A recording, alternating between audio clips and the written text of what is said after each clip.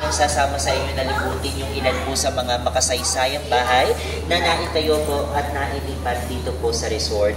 So sa ating pong paglalakbay, meron po tayong mga bahay na bibisitahin at papasukin. Ngunit paalala lamang po, bago po tayo pumasok sa mga bahay ay kinakailangan po nating magtanggal ng ating po mga suot na sapin sa paa bilang tanda ng pagbibigay galang at respeto sa mga nagmay-ari ng bahay. At dahil na nga rin po, isa po ito sa mga-Pilipinong tradisyon na muli po namin binubuhay dito sa resort. So bago po tayo tuluyang magsimula, nais ko lang din po kayong bigyan ng kaunting impormasyon tungkol po sa resort na ito. Bali, ang Las Casas, Pilipinas de Acosar, ito po ay mga salitang Espanyol ng ibig sabihin po sa Tagalog, ang mga bahay sa Pilipinas ni Acosar.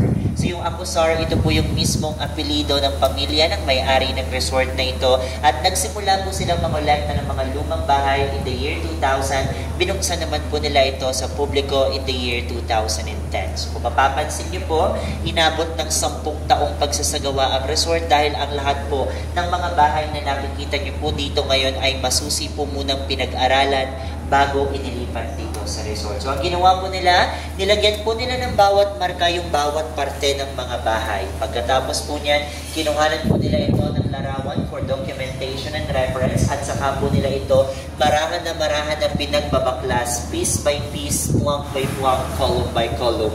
And then, yung mga bahagi po na nababaklas nila mula sa bahay, ang ginagawa po nila, nililipat po nila yan dito sa resort at dito po nila ito binubuong muli base pa rin po sa original nitong istruktura at disenyo.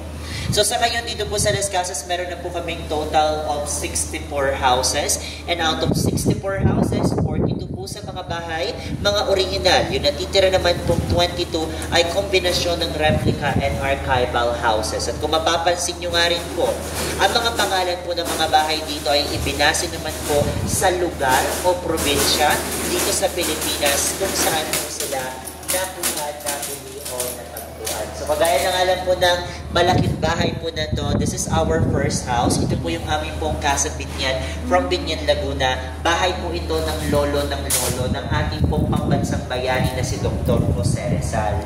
So kung mapapansin niyo po, ang bahay na ito ay sadya pong malaki dahil nga meron po itong dalawang bahagi. So ito po yung unang bahagi ng bahay na sa ngayon nga po ay nagsisilbi na pong assembly area for the Heritage Walking Tour. And ito na rin po yung pinaka-headquarter namin ng mga tour guides dito sa resort. Samantalang, yung ikalawang bahagi po ng bahay, yung bahay po na sumunod sa kabila, ngayon kinonvert na po yan as Italian restaurant na pinangalanan po ng La Bella Chodora, nang ibig sabihin po sa Ingles ay may beautiful Chodora. Kasi nga po, ang buong bahay po na to, bali ancestral house din po ng nanay ni Dr. Jose Rizal na si Chodora Alonso. Okay? So ito pong unang bahagi ng bahay na itayo po ito in the year 1700 sa pagmamay-ari po ni Don Gregorio Alonso. Yung ikalawa naman po na nagmay-ari ng bahay ay yung kanya pong anak na lalaki na si Cipriano Alonso. At yung ikatlong henerasyon na nagmay-ari po ng bahay ay ito naman pong si Don Lorenzo Alberto Alonso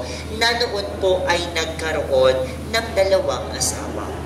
So ang kanya pong unang naging asawa during that time, nagngangalan po itong Paula Florentino na kung saan sila po ay biniyayaan ng isang anak na lalaki na ang pangalan po ay Jose Alberto Alonso na di kinalaunan ay naging representante ng ating bansa sa bansang Espanya. So in our time today, that's the job of the ambassador of the Philippines. Yung ikalawa naman po naging asawa nito pong si Don Lorenzo noon ay nagngangalan naman pong Brigida de Quintos kung saan isa naman po sa mga naging anak nila noon ay ito pong si Chodora Alonso na nanay ni Dr. Jose Rizal.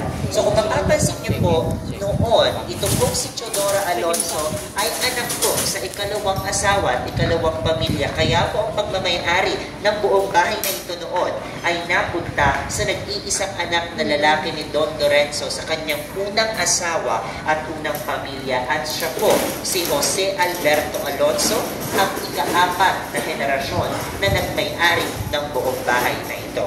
So during that time, ito pong si Jose Alberto Alonso ay nagkaroon po ng asawa na nagkataon pong kapangalan ni Chodora Alonso. Ang pangalan po nito, Chodora Formoso. At dahil nga po laging wala, ito pong si Jose Alberto Alonso lagi dito sa kanilang bahay noon dahil po sa kanyang responsibilidad bilang kinatawan ng ating bansa sa bansang Espanya. Doon po, yung kanya pong asawa na si